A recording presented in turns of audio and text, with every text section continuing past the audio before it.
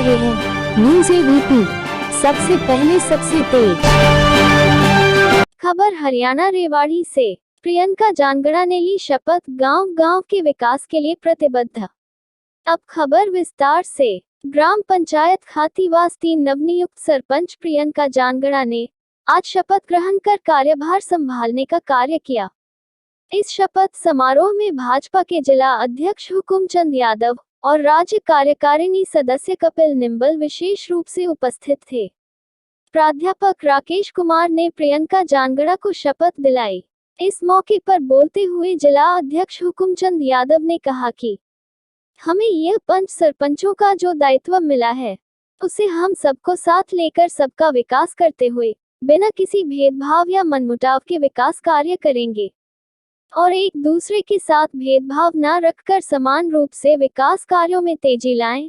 सरकार का प्रयास है कि ग्रामीण क्षेत्रों का भी तेजी से विकास हो, जिससे हमें किसी प्रकार की कोई कठिनाई ना हो। नवनियुक्त सरपंच प्रियंका जानगड़ा ने भी कहा कि वह बिना किसी भेदभाव मनमुटाव के सभी को साथ लेकर गांव के विकास का कार्य करेगी तथा गांव का विकास ही उनकी पहली प्राथमिकता है और रहेगी। गांव के विकास के लिए किसी प्रकार का कोई समझौता नहीं किया जाएगा। उन्होंने खातीवास और ढाणी अहीर के ग्रामीणों का धन्यवाद किया कि उन्होंने उन पर विश्वास जताकर उन्हें विजयी बनाया है। न्यूज़ एबीपी हरियाणा रेवाड़ी से आदर्श शर्मा की रिपोर्ट। पंचायत मंत्री देवेंद्र बबली जी, उनका उद्बोधन सुना और किस प्रकार सरकार की योजनाएं हैं, किस प्रकार ग्राम के विकास के लिए हमारी सरकार वचनबद्ध है और ये जो गांव की सरकार बनी है, ये भी पूरा अधिकार रखते हुए और गांव के विकास के कार्य में लगेगी, ये मैं आशा करता हूं। और ये जो इन्हें दायित्व मिला है, ये कोई पद नहीं है। सरपंच पंच जो आप बने हैं, ये वास्तव में ये पद नहीं है, ये दायित्व है।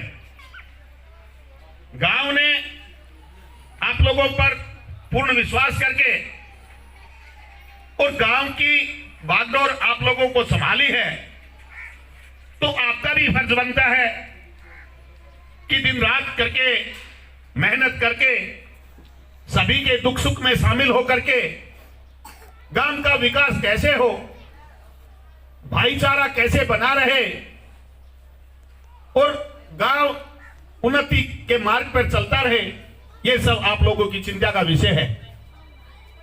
क्योंकि इस प्रकार के सार्वजनिक जीवन में आने के बाद में अपना कुछ नहीं रहता, अपना जीवन समर्पित करना पड़ता है। तो मैं तो केवल इतना ही आप लोगों से निवेदन कर सकता हूं, प्रार्थना कर सकता हूं कि गांव ने जिस प्रकार आप इस तरह नया शपथ ग्रहण समारोह है, क्या आप संदेश देंगे?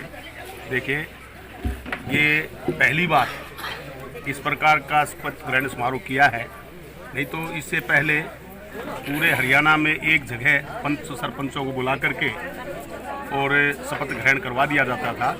लेकिन इस बार आदरणीय मुख्यमंत्री मनोहर लाल जी ने ऐसा किया कि प्रत्येक गांव में एक सरकार की ओर से एक अधिकारी को भेज करके और वहीं पर जो बने हैं और सरपंच या जिला परिषद या पार्षद जो भी बना है वो स्वयं शपथ ले। कई बार क्या होता था, जब एक इकट्ठा होता था तो कोई पहुंचता था, कोई नहीं पहुंचता था। लेकिन इस बार ऐसा इसलिए किया गया ताकि प्रत्येक जो उम्मीदवार है, जो जीता है, वो अपने आप स्वयं शपथ लेके और एक शपथ पत्र पर हस्ताक्षर करे, इसलिए ऐसा किया गया। क्या संदेश देंगे नए दोस्तों के आज काम करेंगे? सिर्फ सभी से मैंने ये निवेदन किया है, जिस प्रकार पूरे गांव ने पंच सरपंच बनाए हैं, ये बल्कि सरपंच पंच ने बनके एक नया दायित्व दिया है गांव ने, और इस दायित्व को निभाने के लिए सबके साथ मिलकर के, सबके साथ कदम ताल करते हुए गांव के विकास के लिए काम करें। और ग्रामवासियों से भी ये निवेदन किया है कि पंच सरपंच कोई विरोधी टीम के नहीं हैं, बल्कि वो अपने गांव के ही हैं, और गांव के विकास में सबका सहयोग और समर्थन हो, यही सबसे अपील की गई है। माननीय मुख्यमंत्री जी ने एक विचार किया कि पहले हम प्रदेश स्तर पर शपथ ग्रहण समारोह का आयोजन करते थे तो पूरे हरियाणा प्रदेश से और चुने हुए प्रतिनिधि जाते थे, परंतु उनको कई प्रकार की समस्याएं आती थी, जैसे दूरी की समस्या है, साधन की समस्या है, समय की समस्या है। परंतु इन सभी समस्याओं का निपटान करने के लिए जिस ग्राम पंचायत में जनप्रतिनिधि चुना गया है, उसी के ही, जिस प्रकार से कहते हैं कि ग्राम पंचायत का चौपाल है, कोई भवन ग्राम पंचायत का बना हुआ है, और उस ग्राम पंचायत के सभी लोग वहां पर उपस्थित हो सके, ताकि वो भी अपने नए जनप्रतिनिधि के शपथ ग्रहण समारोह में उपस्थित हो सके।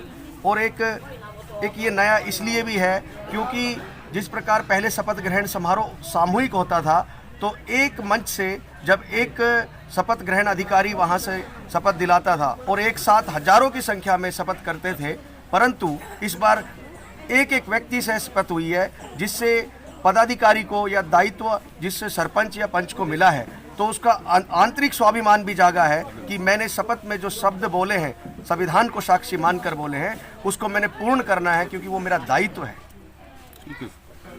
अंजाम देंगे। बातचीत करेंगे। अभी पंच है हमारे साथ, उनके साथ बैठ के आराम से लोगों की समस्याएं सुनेंगे, फिर उस पर धीरे धीरे काम करेंगे। और लोगों के बीच जाके उनकी समस्या पूछना वो सबसे बड़ा काम है, तो हम पंचों की मदद से हम ये काम करेंगे। अभी साथ में मैं बोर्ड देख रहा था, लंबा चौड़ा बोर्ड लगा हुआ था आपके इलेक्शन के, आपकी, तो इस पर बहुत बड़ी बड़ी बातें थी। तो क्या ये अमली जामा पहना पाएंगे इस बात को? कितना प्रयास करेंगे ये जो जिस तरीके की आपने लिखे हुए? हम इन पे अभी काम शुरू कर चुके हैं। जैसे कि हमने जो लड़कियां कॉलेज जाती हैं उनके लिए साधन की व्यवस्था कर दी है, जो तालाब भर गया था उसका भी पानी निकलवाया है। अभी धीरे धीरे काम शुरू हो रहा है, तो हम कोशिश करेंगे कि हमने जो भी लिखवाया है वो भी करें और उससे ज़्यादा भी करने की कोशिश करें। सबसे पहले क्या आवश्यकता है? आप गाँव में रहती हैं, महिलाओं की भी समस्या आपको वाकिफ है, बच्चों से भी वाकिफ है, तो क्या मुख्य जो समस्या जो सबसे पहले आज शपथ ग्रहण लेने के बाद आप करना चाहेंगे, वो सबसे पहले क्या काम होगा? सबसे पहले तो सैनिटाइजेशन, हेल्थ केयर और सैनिटाइजेशन का, ठीक है जी। महिलाओं के लिए भी बहुत ज़रूरी है और बच्चों के लिए भी, क्योंकि अभी बच्चे उनका स्कूल का है कि स्कूल में सफाई हो और अच्छे से बच्चे पढ़ पाए और आगे बढ़ पाए। जैसे वाईफाई की है, सीसीटीवी है, ये सब हम धीरे धीरे शुरू कर रहे हैं। महिला है, महिला सरपंच है, तो महिलाओं के लिए क्या खासकर क्या रहेगा? किस तरीके से 5 साल में क्या आपने योजनाएं बनाई जो महिलाओं के लिए खासकर हो? सीएस सेंटर का हम के बारे में विचार कर रहे हैं अभी खुलवाने के लिए, और जैसे कि और रोजगार जो घर बैठ के सिलाई सीख सके या फिर दूसरी कंपनियों में कॉन्टैक्ट कर सके, इस तरह के मैन्युफैक्चरिंग से रिलेटेड हम कोशिश करेंगे। ठीक है।